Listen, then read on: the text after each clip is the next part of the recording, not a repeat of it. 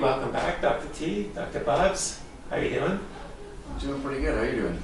Good. I think we had a bit of a scheduling problem, but we're back and we're going to talk about habits. It's a busy time of year, so we've definitely got bogged down with a few different projects. So it's a good time to kind of revisit what we first talked about. Okay. So remember in that initial, in our first podcast, we talked all about the idea of connecting everything together. Okay, from there we initiated some movement, so we did the quadruped. So as much as you want to be starting to layer that in, as well as the breath work. So these two things happening at once, and it seems like little things here, but at the end of the day, these little things start to add up into quite a significant gain, right? Because today's topic is... Well, I mean, and the reason is like, part of our brain is like we like to do things in a habitual way. So I think last time I was sitting here, you need to change it up. And I think one of the great things about... You've totally thrown me off. Exactly. So what's going on?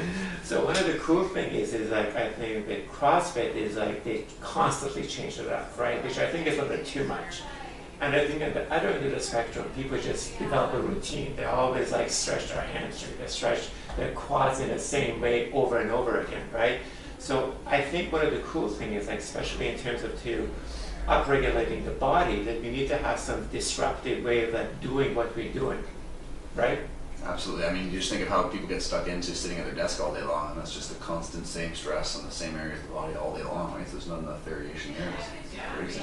And the key thing is like what we were talking about, it's not just the sitting, but it's the stillness. So even a subtle changes is going to help you tremendously, right? So again, especially like right now too with the holiday seasons, in terms of the paradox of choice, where you have to actually make a lot of decisions in terms of all the gifts you want to buy the people you love, and that's runs a havoc on our immune system, right? You know, so don't sort of keep doing the same habits. Change it up a little bit. Maybe try to be able to again do a subtle shifts in terms of the way you're approaching your work, the way you're approaching your thinking, and also your exercise.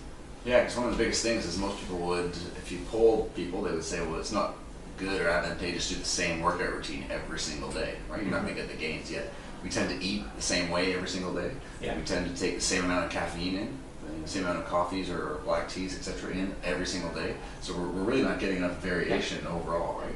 So some easy things can be, you know, in terms of the dietary side, like getting some change in terms of what you're eating for breakfast, right? So flip-flopping from one day to the next is a great habit to build in. On the caffeine side of things, you know, taking at least one day off a week would be a great way to start. And when I have clients, if I tell my clients to start reducing caffeine intake, or sometimes we even tell them to stop altogether for a couple weeks. And the ones that look at me like I've just stolen their firstborn child, those are the ones that definitely need it. So, you know, right before the holiday season, holiday parties can be a nice time to do at least even a week, and you know, see how you feel. If you get the rebound headaches and fatigues and crankiness, then you know you've been kind of pushing that system a little too hard.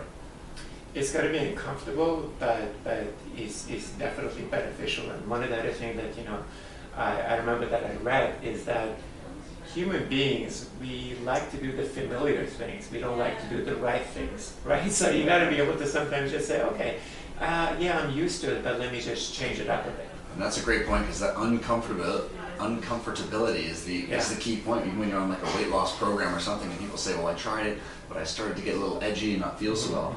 And that's the body actually now shifting gears for the most part into a different system in terms of, you know, kept using more fats for fuel, etc. But then that's the point where somebody says, well, I feel a bit uncomfortable, I'm going to stop and then not continue. You know, that's just the crux of the point where they're actually going to get some benefit, right? So just like you said, kind of sitting with the uncomfortableness and trying to manage it so that you can get through that other side, then you're going to really see some benefit.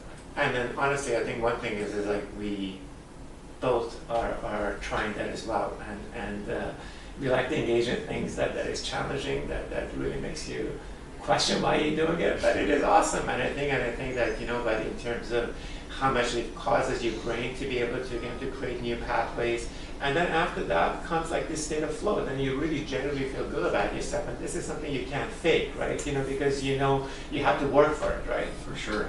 So I think everyone should try to incorporate one new positive habit this week. So Dr. T, what are you going to do this week to kick it off, everybody? Honestly, like, you know, I love to walk, right? So, and I'm trying to be able to, again, just changed in terms of how I get home. I and noticed in you put terms the of- minus bikes, like minus 10 is I know. too cold Listen, for you or what? It is too cold, so I mean, like, you know, I don't have the hair for it, but what are you gonna do? Yeah, I think for me is I got to be honest, it's on the coffee side of things. I've been Yeah. really enjoying my caffeine, being very productive, but it's definitely getting to the high doses here. So I'm gonna take a week off, and hopefully my wife won't kick me out of the house. But listen, I'm proud of him. He's doing a lot of good things. So you know what? You get your coffee, just add a little bit of butter, grass-fed butter.